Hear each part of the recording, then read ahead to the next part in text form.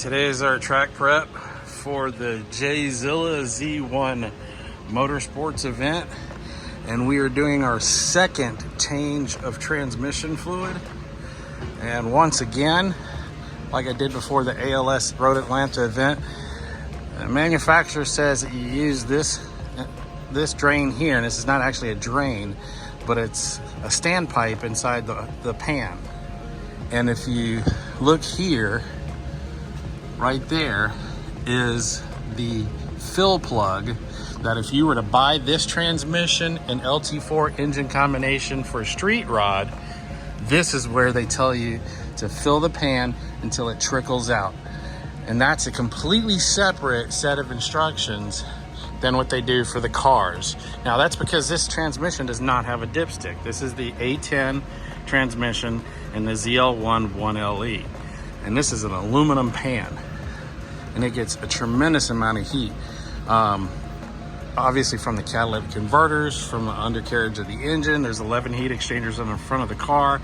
I've ordered another one of these, and I'm gonna weld some strips of aluminum to it to work as heat sinks. I can't go any deeper, not by much, but as you can see, I could put about a 1-inch piece of angle strips on that and create my own finned aluminum transmission pan.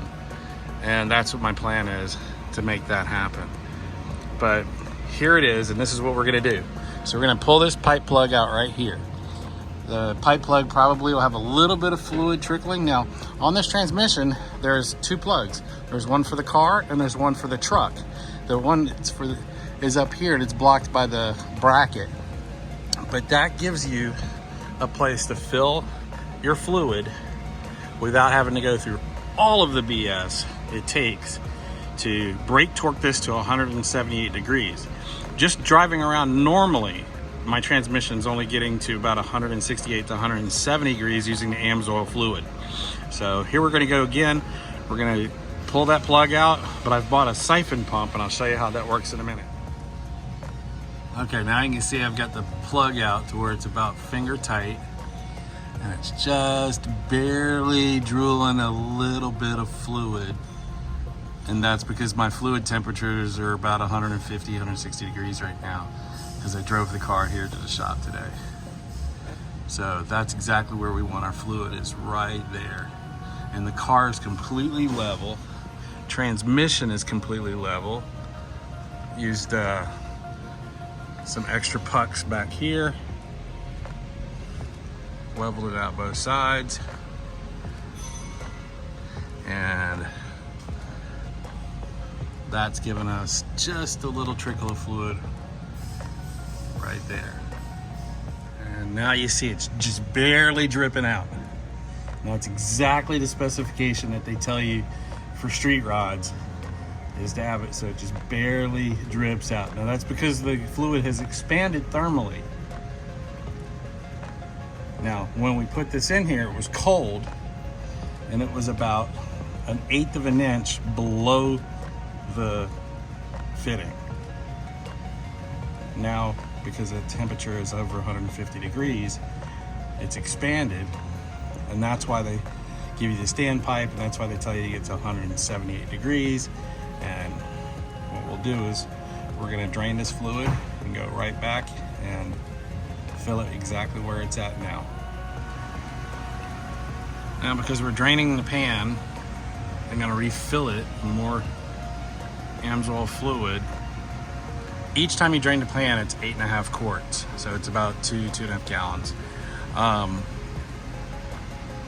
And it takes 3 times of doing that to get the pan, or the entire transmission, flushed out, because there really isn't a simple way to do it.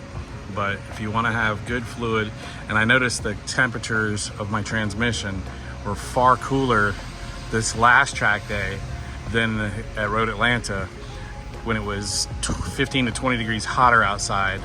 My temperatures in the transmission were 20 degrees cooler with just 8 quarts of AMSOIL with the OE fluid that was in it, versus the Barber track day where I was having elevated transmission temperatures after about 45 minutes.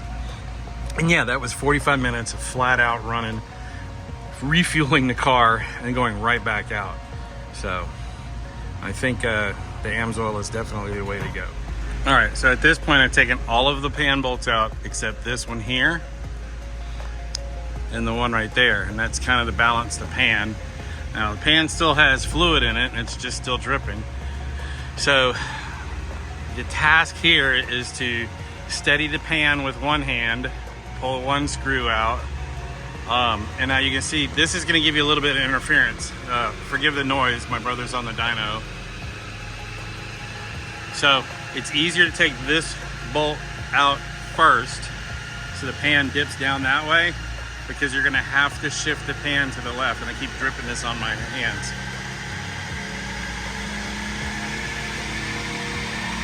We'll just pause for a moment of awesomeness.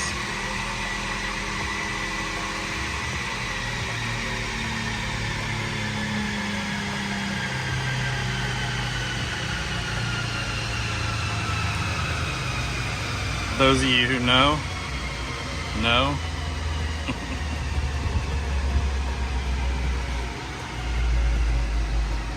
Here's the Mighty Vac. And that transmission fluid looks good. And we've cracked the pan down a little bit. And now to make it easier to remove with the less mess, even though we got this drip tray,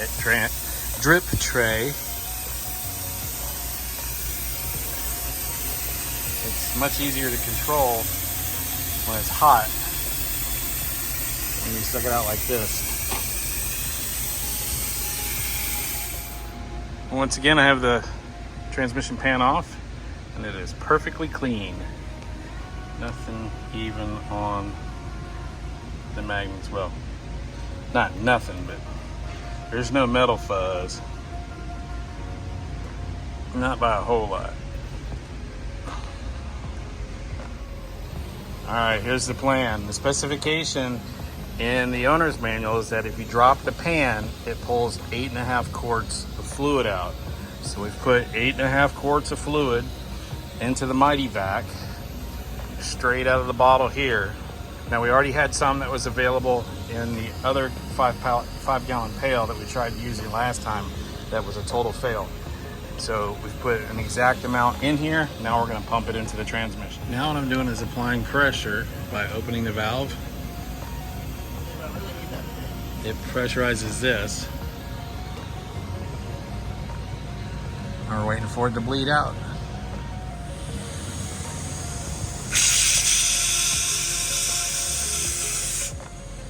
Very simple.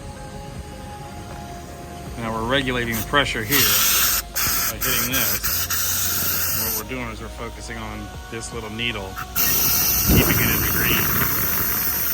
You gotta figure it's like a garden hose shooting the fluid in there. When we start getting down here, we'll start really slowing it down. Waiting for it. There it is right there. All right, shut this off by pulling this off. Bleed the rest of the pressure. Now I'm just wasting fluid. And there we go. She is full. All the way to that top level. I'm gonna let that drip out.